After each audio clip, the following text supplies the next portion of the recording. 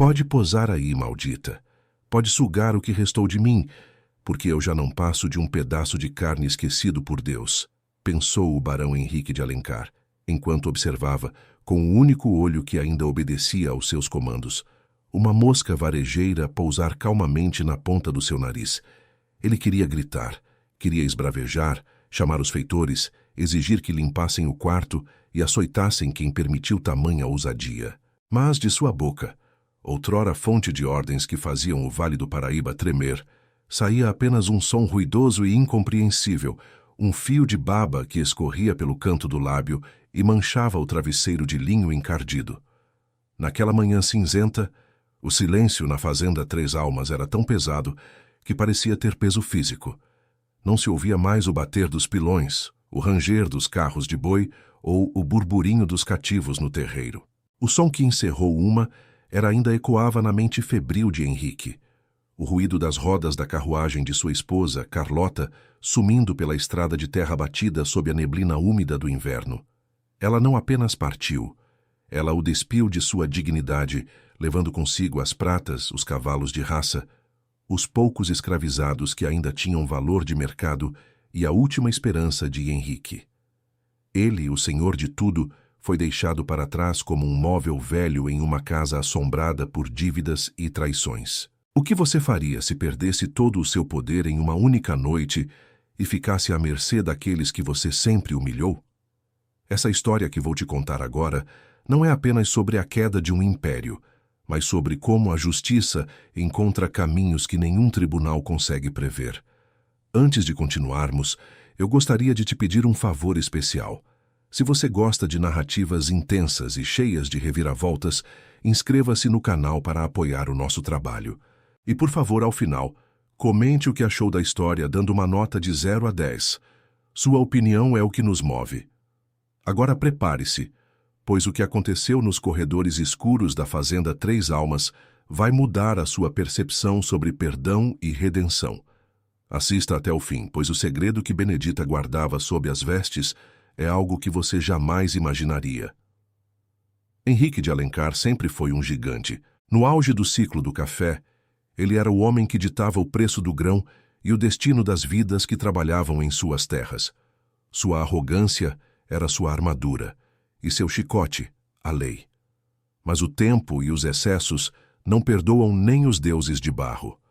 Uma apoplexia súbita, no meio de uma discussão sobre hipotecas não pagas, o derrubou como um tronco apodrecido. Agora ele estava ali, preso a uma cama de dossel carcomida por cupins, em um quarto que cheirava a mofo, suor e ao amargor dos remédios caseiros que já não faziam efeito. O vazio interno de Henrique era maior que o quarto vasto. Ele sentia o luto não pela vida que perdia, mas pelo poder que escorria entre seus dedos inertes. Sua única companhia era o tic-tac de um relógio de parede que parecia contar os segundos para o seu último suspiro. Ele olhava para a janela, onde a neblina do Vale do Paraíba escondia as plantações que ele tanto explorou. A imagem de um livro-caixa aberto sobre a mesa de mogno no escritório, com páginas manchadas de tinta e sangue, não saía de sua cabeça. Ele sabia que estava arruinado. Sabia que Carlota, 20 anos mais jovem e com o coração mais frio que o mármore das estátuas do jardim, já devia estar no Rio de Janeiro, conspirando com advogados para declará-lo morto e apagar seu nome da história. A vergonha de ser um fardo de carne inerte era pior que a própria morte. De repente, o ranger de uma porta pesada quebrou o silêncio absoluto da casa grande. Passos lentos, mas firmes, ecoaram pelo assoalho de madeira nobre. Henrique sentiu um calafrio percorrer a espinha, a única parte do corpo que ainda parecia ter alguma sensibilidade ao medo. Quem estaria ali? O feitor havia fugido com os últimos cavalos. Os agregados haviam debandado assim que a baronesa cruzou a porteira. Ele fechou o olho esperando o pior. Talvez fosse um cobrador de dívidas vindo buscar o que restou, ou talvez a própria morte vindo reclamar sua alma. Mas o cheiro que invadiu o quarto não era o da morte. Era o cheiro de arruda, alecrim e água morna. Benedita entrou no campo de visão de Henrique. Ela era uma mulher de idade incerta, com o rosto marcado por sulcos que contavam décadas de sofrimento e trabalho sob o sol escaldante. Suas mãos, calejadas e fortes, seguravam uma bacia de ferro. Ela não disse nada. Apenas colocou a bacia sobre o criado mudo e encarou o homem que por tantos anos foi seu algoz. O soco no estômago que Henrique sentiu foi físico. Ele se lembrou de Benedita. Como esquecer? Foi ele quem, 10 anos antes, arrancou o filho dela de seus braços para vendê-lo a um mercador de escravos da capital, apenas para cobrir uma perda desastrosa em uma mesa de jogo.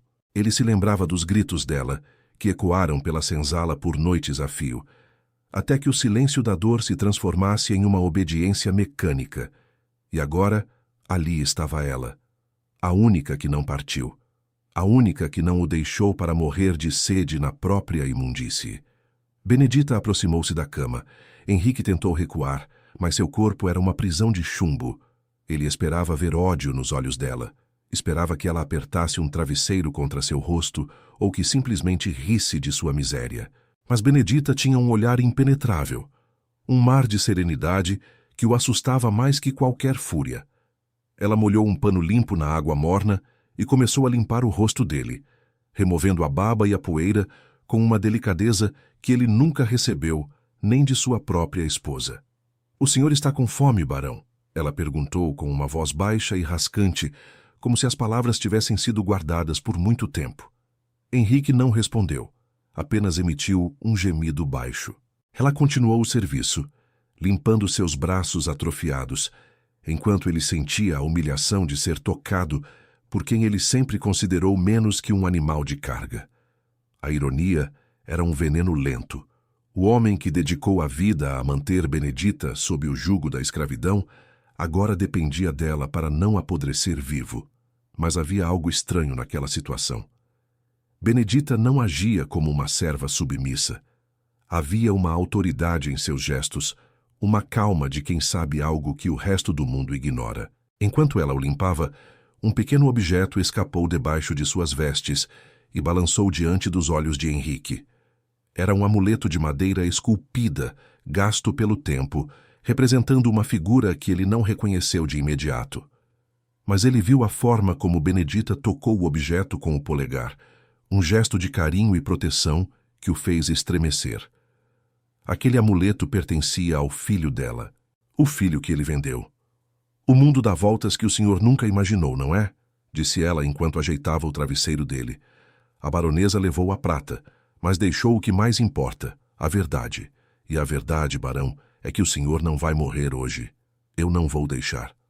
Aquelas palavras não foram um conforto, foram uma sentença.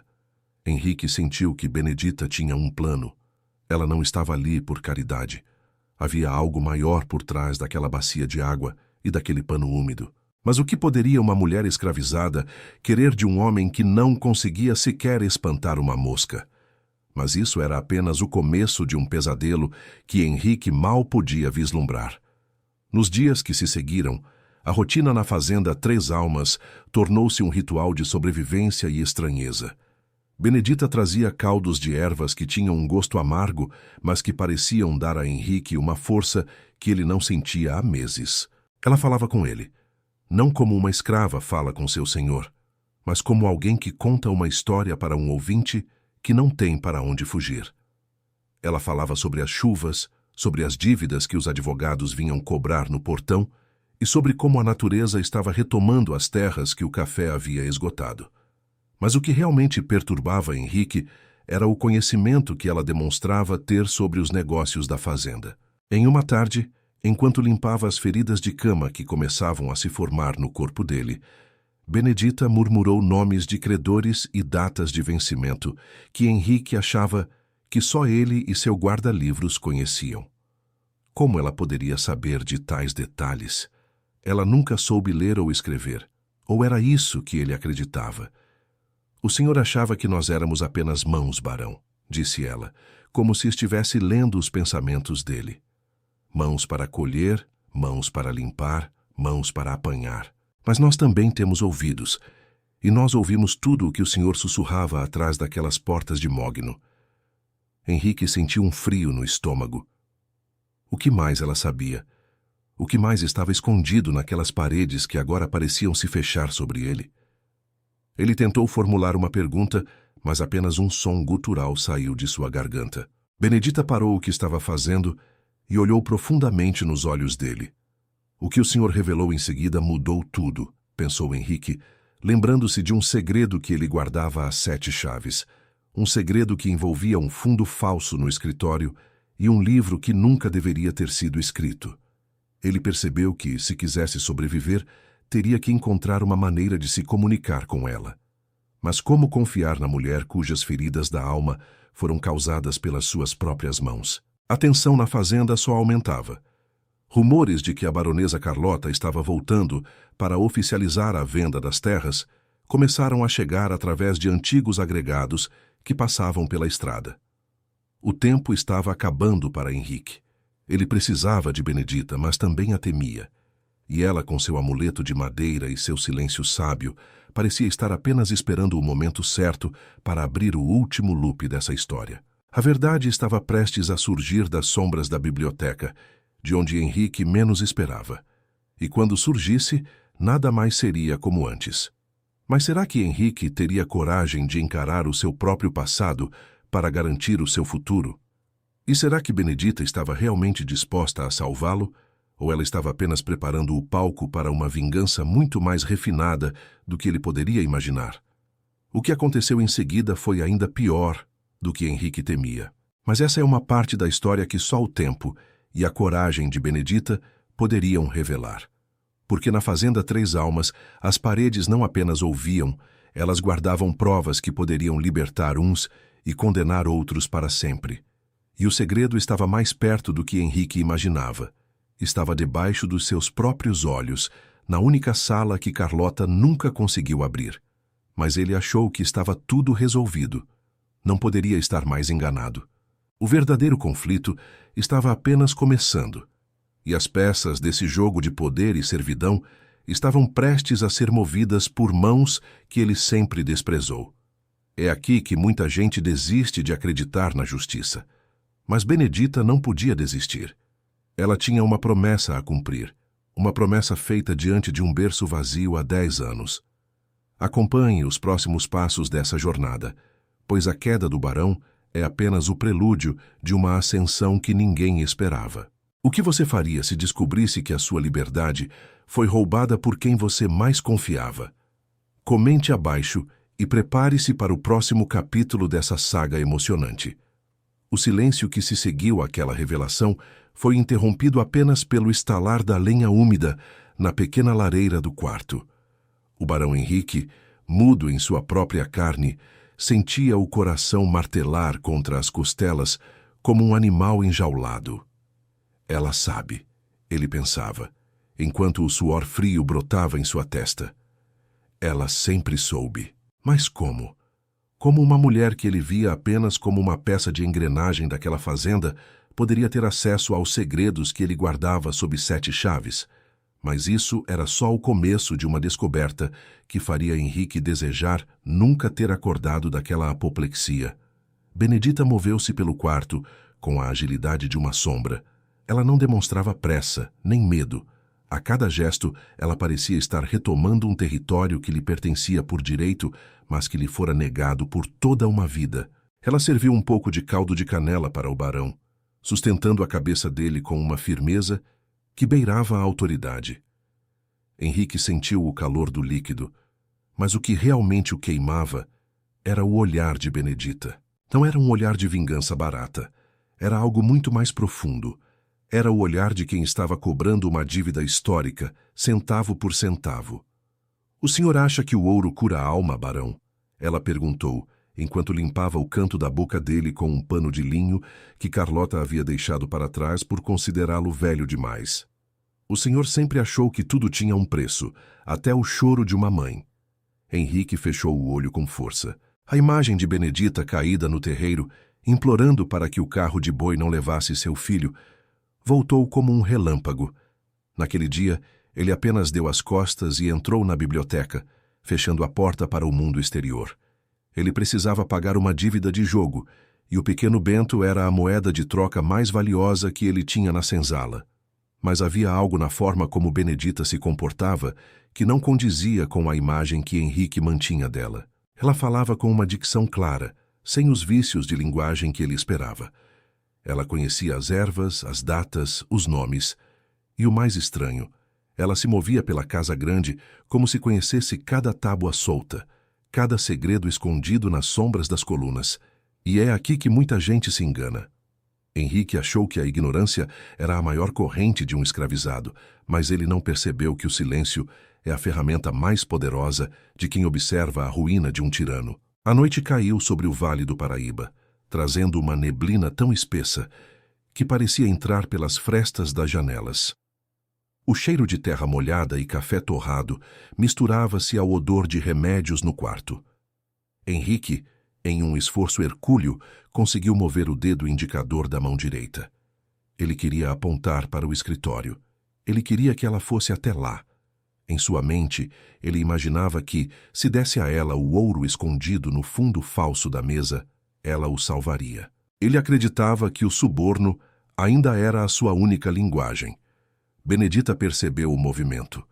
Ela aproximou a lâmpada de azeite do rosto dele, observando a agonia nos olhos do barão. "O senhor quer que eu vá ao escritório, não é?" Ela sussurrou. "O senhor quer que eu encontre o que está escondido lá." Henrique soltou um som gutural, uma tentativa de confirmação. Ele achou que estava tudo resolvido. Ele achou que o brilho do ouro faria Benedita esquecer o passado. Mas ele não poderia estar mais enganado. Ela pegou a lâmpada e saiu do quarto, deixando-o na penumbra absoluta. Henrique ficou ali, ouvindo os passos dela ecoarem pelo corredor. Ele imaginava Benedita abrindo a gaveta secreta, encontrando os sacos de moedas e, quem sabe, voltando para ele com uma promessa de lealdade comprada. Mas os minutos se transformaram em horas. O silêncio da casa era interrompido apenas pelo piar de uma coruja e pelo som do vento nas árvores. O que ela estaria fazendo? Por que a demora? O que aconteceu em seguida mudou o curso da vida de Henrique para sempre. Quando Benedita voltou, ela não trazia ouro. Suas mãos estavam vazias de moedas, mas carregavam algo que pesava muito mais. Ela segurava um livro de capa de couro desgastada, o livro negro da Fazenda Três Almas. Henrique sentiu um soco no estômago. Aquele livro era o seu maior crime. Não eram apenas contas de café ou registros de compras de gado. Ali, Henrique anotava tudo o que a lei não via. As alforrias que haviam sido pagas por escravizados através de trabalhos extras, mas que ele nunca entregou. Benedita colocou o livro sobre o colo do barão e abriu em uma página específica, marcada com uma fita de seda desbotada. Ela começou a ler em voz alta, com uma voz firme e pausada. Benedita, filha de Rosa. Pagamento integral da liberdade realizado em 14 de maio de 1872. Henrique tremeu sob os lençóis. Ela sabia ler. Ela estava lendo o documento que provava que ela era uma mulher livre há mais de 10 anos, mas que ele a manteve em servidão por pura ganância e maldade. "O senhor roubou os meus anos, barão", disse ela, fechando o livro com um estrondo que pareceu um tiro no silêncio do quarto. "O senhor roubou o meu filho e roubou o meu tempo. O senhor me fez acreditar que eu era sua propriedade, enquanto o dinheiro da minha mãe já tinha comprado cada gota do meu sangue." A revelação foi um golpe de misericórdia na arrogância de Henrique. Ele percebeu que não era apenas um homem doente. Ele era um homem desmascarado diante daquela que ele mais feriu. Mas havia algo nele que não fazia sentido. Por que ela ainda estava ali? Se ela sabia que era livre, por que não fugiu quando Carlota partiu? Por que ela continuava a limpá-lo, a alimentá-lo e a cuidar de suas feridas? A resposta estava escondida no olhar dela. Um mistério que Henrique ainda não conseguia decifrar. "Eu não estou aqui por você, Henrique de Alencar", ela disse, usando o nome dele sem o título pela primeira vez. "Eu estou aqui por justiça, e a justiça não termina com um papel assinado." O que ela revelou em seguida abriu um novo loop de horror na mente do barão. Benedita não era a única que sabia do livro negro. Ela contou que, ao longo dos anos, outros escravizados que conseguiram juntar o dinheiro da alforria também foram enganados. Alguns já haviam morrido, levados pela exaustão e pela tristeza, sem nunca saberem que eram legalmente livres. As provas estavam todas ali, naquele livro escondido no fundo falso, que Henrique achou que ela usaria para pegar o ouro. Eu encontrei o ouro também, comentou ela com um desdém gelado. Mas o ouro é papel queimado perto do que esse livro representa. Com ele eu posso destruir o que restou do seu nome. Com ele eu posso garantir que Carlota nunca mais ponha os pés nesta terra como dona. A menção a Carlota fez Henrique gelar. Ele sabia que sua esposa era capaz de tudo para manter as aparências e a posse da fazenda. Se Carlota descobrisse que Benedita estava com o livro negro, a vida daquela mulher estaria em risco imediato. A investigação do passado estava apenas começando. Benedita revelou que tinha um aliado.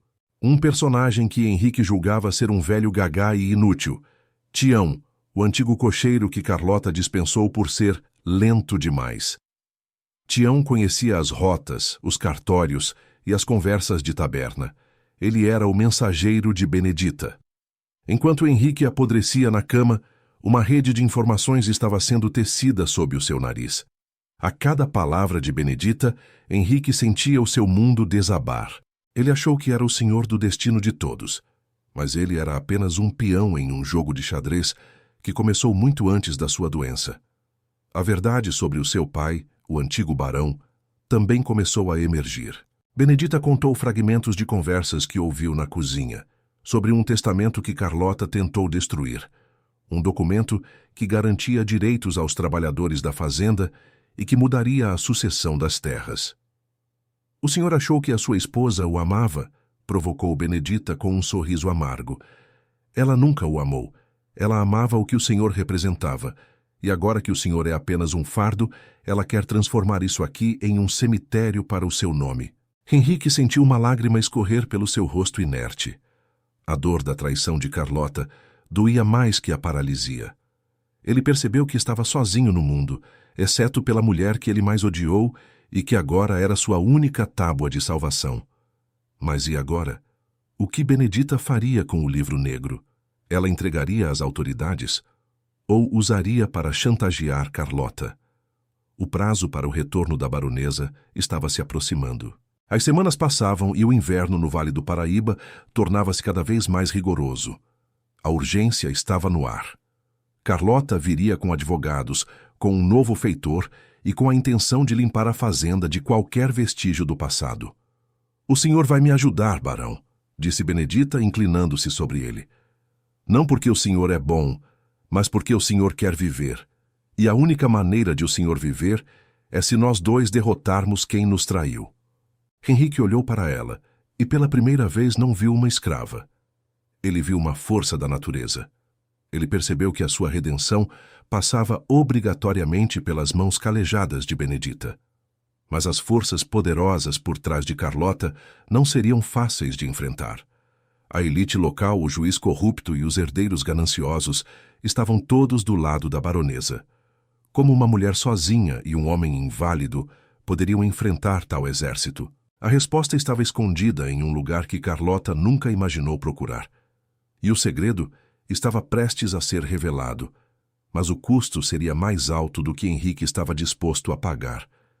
Mas isso era só o começo. O que Benedita faria em seguida exigiria uma coragem que Henrique nunca teve. E o tempo estava correndo contra eles. Carlota estava a caminho, e com ela a sombra de um crime antigo que sustentava a honra daquela família. Você está pronto para descobrir o que aconteceu quando a carruagem da baronesa cruzou novamente a porteira da fazenda Três Almas? Continue assistindo, pois a próxima reviravolta vai te deixar sem fôlego. O que Benedita escondeu na biblioteca é algo que vai mudar tudo o que você pensa sobre essa história. E não se esqueça, comente o que está achando e dê a sua nota. A justiça está chegando, e ela não terá piedade. O som distante de rodas metálicas esmagando o cascalho da estrada soou como um tambor de guerra nos ouvidos de Henrique. Ele não precisava ver para saber. Aquele ritmo, aquela arrogância na condução só podia pertencer a uma pessoa. Carlota estava de volta. Mas ela não vinha para um reencontro emocionado ou para cuidar do marido que abandonou à própria sorte. ela vinha para terminar o serviço. O tempo de Henrique e Benedita havia se esgotado, e o ar na fazenda Três Almas tornou-se subitamente mais frio que o gelo da neblina matinal. Eles chegaram, barão, sussurrou Benedita enquanto apagava a última vela do quarto. E ela não veio sozinha. Henrique sentiu o pânico subir pela garganta, mas algo em seu peito estava diferente. Ao longo das últimas semanas, sob o cuidado implacável de Benedita, ele não apenas consumiu caldos amargos, ele consumiu a própria vergonha. Ela o forçava a se sentar, a mover os dedos, a lutar contra a própria carne morta. Se o Senhor quer justiça, o Senhor tem que aguentar a dor, ela dizia, enquanto massageava suas pernas com olhos que cheiravam a terra e raízes profundas. O plano de Benedita era arriscado. Ela sabia que Carlota traria a lei comprada consigo, e foi exatamente o que aconteceu. Pela janela entreaberta, Henrique viu, com o olho que agora recuperava o brilho da consciência, 3 figuras descendo da carruagem luxuosa. Carlota, vestida em seda negra como se já estivesse em luto oficial. Um homem de cartola e pasta de couro, o advogado Dr. Arnaldo, conhecido por validar testamentos falsos. E um novo capataz, um homem com o rosto marcado por cicatrizes e um chicote novo enrolado na cintura. A estratégia da baronesa era simples e cruel. Declarar a morte presumida de Henrique, alegando que ele havia sucumbido à doença logo após sua partida, e transformar a fazenda Três Almas em um entreposto comercial para lavar dinheiro de tráfico ilegal. Ela queria apagar o passado, mas o passado estava ali, escondido nas sombras de uma casa que ela julgava vazia. Nós temos que sair daqui, disse Benedita, com uma urgência que Henrique nunca ouvira antes. Se eles o encontrarem nesta cama, o senhor será levado para um hospício ou coisa pior. Mas havia um problema monumental. Como mover um homem que ainda mal conseguia ficar de pé? Foi então que Benedita revelou o segredo da chave antiga. Ela não levou Henrique para o porão ou para a senzala. Ela o levou para o único lugar onde a alma daquela fazenda ainda residia, a biblioteca. Era uma sala vasta, repleta de livros que Henrique nunca leu e de segredos que seu pai, o primeiro barão, guardara com zelo. Carlota odiava aquela sala. Ela dizia que o cheiro de papel velho a sufocava, e por isso nunca se deu ao trabalho de forçar a fechadura da porta de carvalho maciço. Com um esforço hercúleo, Benedita apoiou o peso de Henrique sobre seus próprios ombros. Cada passo era uma agonia. Henrique sentia o suor escorrer por seu rosto, mas pela primeira vez em anos, ele não sentia ódio por depender dela. Ele sentia uma gratidão que o queimava por dentro. Eles cruzaram o corredor principal no exato momento em que a porta da frente era aberta com um chute pelo novo capataz. O som do impacto ecoou como um trovão, mas eles já estavam dentro da biblioteca. A chave girou na fechadura com um clique seco, e o silêncio protetor dos livros os acolheu. Onde está aquele infeliz? A voz de Carlota ecoou pelo salão principal, carregada de um desdém que fez Henrique tremer. Benedita. Apareça, sua escrava preguiçosa. Eu sei que você ainda está escondida em algum buraco desta casa. Henrique olhou para Benedita. Ela estava encostada na porta, respirando fundo, segurando o amuleto de madeira de seu filho contra o peito. Ela não estava com medo. Ela estava pronta. Lá fora, a destruição começou. Carlota ordenou que o capataz arrombasse o quarto de Henrique. O som de móveis sendo revirados e vidros sendo quebrados chegava até a biblioteca. Ele não está aqui, senhora, gritou o capataz. O quarto está limpo.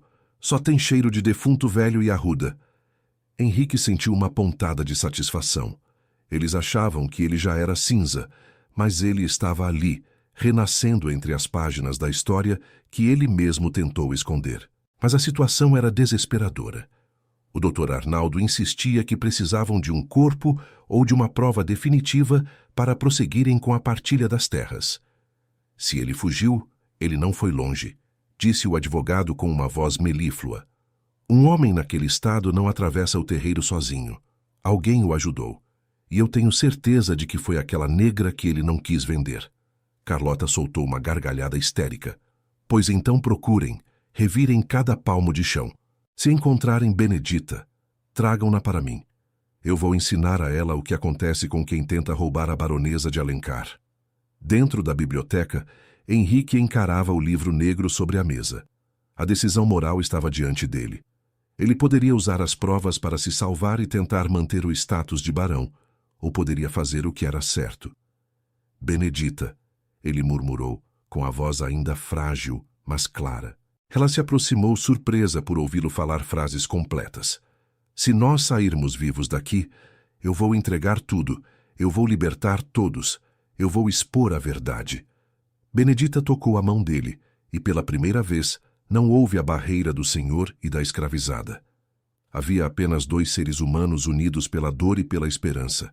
Mas isso era só o começo. Carlota estava se aproximando da biblioteca.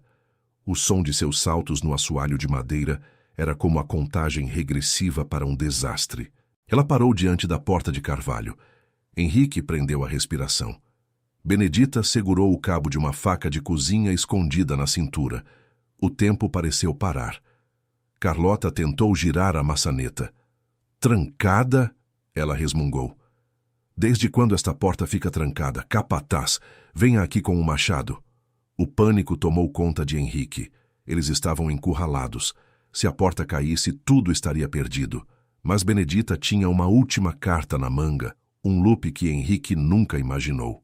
Ela se inclinou para uma estante específica e puxou um volume de capa vermelha.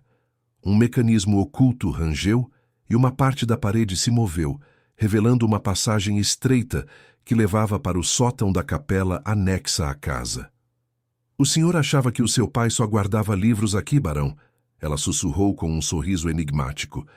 Ele guardava a rota de fuga para quem precisasse sumir antes do amanhecer. Eles entraram na passagem no exato momento em que o primeiro golpe de machado atingiu a porta da biblioteca. O som da madeira lascando foi o sinal de que a guerra havia passado para uma nova fase. Carlota entraria naquela sala e encontraria apenas o vazio e o cheiro de papel velho. Mas o que ela não sabia era que o seu destino já estava selado nas páginas do livro que Benedita levava consigo. A cada passo na escuridão da passagem secreta, Henrique sentia que deixava para trás o homem cruel que fora. Mas a pergunta que não saía de sua mente era: por que seu pai construíra aquilo? O que o antigo barão escondia além de testamentos e livros de contas? A investigação do passado estava prestes a atingir o seu ponto mais sombrio, e a descoberta de um crime antigo mudaria tudo o que Henrique pensava sobre sua própria família. Mas ele achou que o perigo tinha passado. Não poderia estar mais enganado. Carlota não era mulher de desistir fácil, e o Dr. Arnaldo tinha olhos em todos os cartórios da região. A caçada humana estava apenas começando, e o prazo para as audiências no Rio de Janeiro estava correndo. Eles tinham poucos dias para transformar as provas em justiça. E você, o que faria se estivesse no lugar de Benedita? Arriscaria a sua vida recém-descoberta para salvar o homem que lhe tirou tudo? Ou aproveitaria a passagem secreta para fugir e deixar que a justiça divina cuidasse de Carlota e Henrique? Comente abaixo o que você acha que vai acontecer e não se esqueça de deixar a sua nota para a história. O próximo capítulo reserva um confronto que vai abalar as estruturas da Fazenda Três Almas. Continue assistindo, pois a queda da vilã será tão dramática quanto a sua ascensão. O ar dentro do sótão da capela era denso, carregado com o cheiro de incenso velho, cera de vela derretida e o pó de décadas de abandono.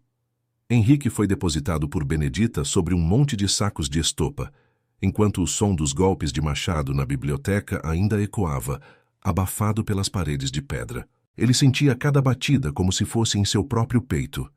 Eles vão entrar, Benedita, ele sussurrou, a voz falhando, mas os olhos fixos na mulher que acabara de salvar sua vida pela segunda vez. Mas o que ele viu no rosto dela não foi medo, mas uma determinação gélida que o fez perceber que o verdadeiro confronto estava apenas começando. Benedita não respondeu de imediato. Ela se moveu até um canto escuro do sótão, onde uma imagem de São Jorge, carcomida por cupins, parecia vigiar o lugar. Atrás da estátua havia um pequeno baú de madeira de lei, com o brasão da família Alencar entalhado na tampa. Henrique reconheceu o objeto instantaneamente. Era o baú pessoal de seu pai, algo que ele acreditava ter sido enterrado com o velho barão.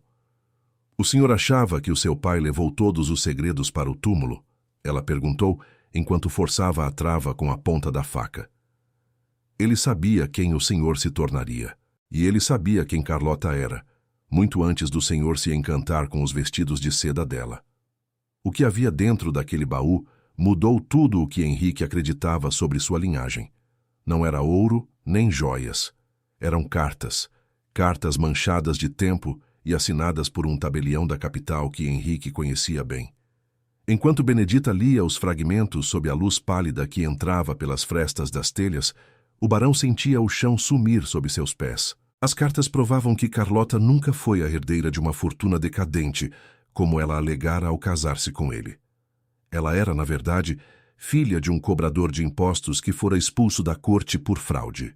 Mais do que isso, o testamento do pai de Henrique continha uma cláusula de anulação de posse, caso a esposa de Henrique agisse contra a integridade da fazenda e de seus trabalhadores. Ela falsificou o registro de batismo e o contrato de núpcias, disse Benedita segurando um documento selado com cera vermelha. Seu pai deixou isso guardado aqui, com o antigo padre, para o caso de o senhor acordar tarde demais. O senhor foi um joguete nas mãos dela, barão. Ela o destruiu por dentro para que pudesse reinar sobre as ruínas. Henrique sentiu uma náusea profunda. Ele fora um tirano, sim, mas fora um tirano manipulado por uma mulher que ele acreditava ser sua maior aliada. A culpa agora tinha um novo sabor, o da humilhação de ter sido cego por tanto tempo. Mas o perigo estava cada vez mais perto. Lá embaixo, no pátio da capela, o som de botas pesadas indicava que o capataz e os homens de Carlota haviam percebido a passagem secreta. "Procurem na igreja!" gritou a voz estridente da baronesa. "Eles não podem ter sumido no ar. Se encontrarem aquele traste, não tenham piedade. Eu quero os documentos." Carlota já não fingia mais. A máscara de dignidade havia caído, revelando a face de um monstro faminto por poder e terra. Foi nesse momento que Henrique tomou a decisão que mudaria o rumo daquela noite. Ele olhou para as próprias mãos, ainda trêmulas, e depois para Benedita. "Eu não vou fugir mais", ele disse, com uma firmeza que o surpreendeu. "Eu vou descer. Eu vou enfrentar ela." Benedita o encarou por um longo tempo. "O senhor não aguenta o peso do próprio corpo por muito tempo, Henrique." Ele assentiu, sentindo uma lágrima de raiva arder em seu olho. "Então, você será o meu apoio. Pela última vez, Benedita, me ajude a fazer o que é certo, e eu juro pela alma do meu filho que eu nunca mais deixarei que ninguém toque em você." A ironia era absoluta. O senhor dependia da escravizada para ter a coragem de ser homem. Mas isso era só o começo. Eles sabiam que a audiência pública, marcada por Carlota para aquela mesma noite com o juiz corrupto e o Dr. Arnaldo, seria o palco perfeito para o desfecho. Carlota queria uma execução pública da reputação de Henrique para tomar as terras legalmente, diante das testemunhas locais. Ela achava que tinha tudo sob controle. Não poderia estar mais enganada. Enquanto desciam a escada em caracol que levava aos fundos do altar, Henrique sentia o peso do livro negro em uma mão e o testamento do pai na outra. Ele sabia que, ao expor Carlota, ele também exporia seus próprios crimes. Ele perderia a fazenda, o título e a proteção da elite. Mas pela primeira vez em anos, ele sentia que estava recuperando algo que o dinheiro nunca pôde comprar: a sua humanidade. "Você está pronta?" Ele sussurrou para Benedita, enquanto alcançavam a porta pesada que dava para o salão principal. "Eu estive pronta desde o dia em que o senhor levou o meu filho", ela respondeu, a voz carregada de uma dor que agora se transformava em poder. "E é aqui que muita gente desiste, com medo das consequências. Mas Henrique não podia. O destino de Benedita, e o de todos que sofreram sob o seu chicote, dependia do que ele faria nos próximos minutos. O salão principal estava iluminado por dezenas de candelabros, criando sombras fantasmagóricas nas paredes descascadas. Carlota estava sentada à mesa de jantar, rodeada pelo Dr. Arnaldo e por 2 oficiais de justiça que pareciam mais interessados no vinho da adega do que na lei. Ela estava prestes a assinar o documento final que declararia a interdição total de Henrique. O silêncio no salão foi quebrado apenas pelo som da caneta de pena raspando no papel. Mas antes que ela pudesse terminar a assinatura, a porta dos fundos se abriu com um estrondo. O que aconteceu em seguida foi algo que o Vale do Paraíba comentaria por gerações. A figura que surgiu das sombras não era o cadáver que Carlota esperava, nem o louco que ela planejava internar. Era Henrique de Alencar de pé, sustentado pela mulher que ele mais humilhara, carregando a prova de que a verdadeira impostora naquela sala era a mulher que usava o nome de baronesa. Prepare-se, pois o confronto final está prestes a começar, e as revelações que Henrique fará diante de todos vão destruir não apenas o plano de Carlota, mas a própria estrutura de poder daquela região. O que você faria se tivesse o poder de destruir quem te traiu, mesmo que isso custasse a sua própria liberdade? Comente agora sua nota para a história até aqui e não saia daí. O desfecho dessa saga de redenção e justiça é algo que você jamais vai esquecer. O clímax está a apenas um passo.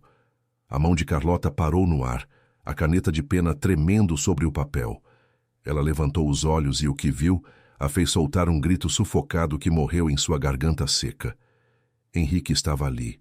Não era mais o homem inerte que ela abandonou para morrer, mas uma sombra acusadora, sustentada pela força inabalável de Benedita.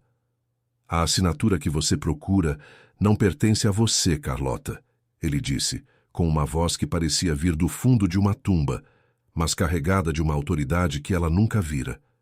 Pertence à verdade.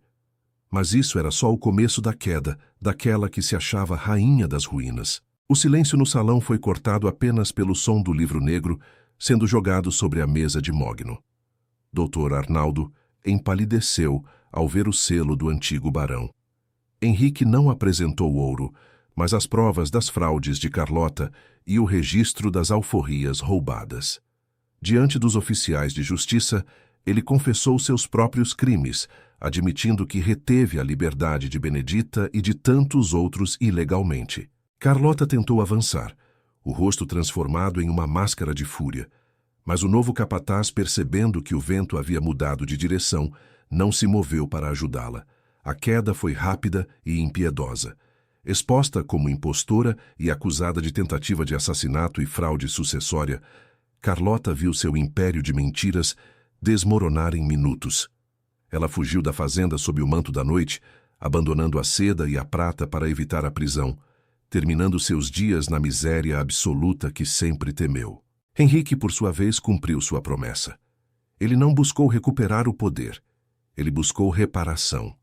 A Fazenda Três Almas deixou de ser um lugar de dor para se tornar uma comunidade de homens e mulheres livres, onde o trabalho não era mais fruto do chicote, mas da dignidade. Anos depois, Henrique sentava-se na varanda, observando o pôr do sol sobre o Vale do Paraíba. Ele ainda carregava as sequelas da doença, mas seu espírito estava pela primeira vez em paz. Benedita aproximou-se e colocou sobre a mesa o pequeno amuleto de madeira que pertenceu ao seu filho. Aquele objeto, que antes representava uma perda irreparável, agora era o símbolo de uma vitória silenciosa. A verdadeira liberdade não estava nos papéis, mas no reconhecimento da humanidade do outro. A justiça encontrou seu caminho através das mãos que o sistema tentou silenciar, provando que o poder é uma ilusão, mas a dignidade é eterna. Se esta história tocou o seu coração e te fez refletir sobre a força da justiça, não deixe de se inscrever no canal para acompanhar outras narrativas emocionantes como esta. O seu apoio é fundamental para continuarmos contando essas histórias de superação. E por favor, deixe seu comentário abaixo. Que nota você dá para a jornada de Henrique e Benedita, de 0 a 10? Eu realmente quero saber a sua opinião. Muito obrigado por assistir até aqui e até a próxima.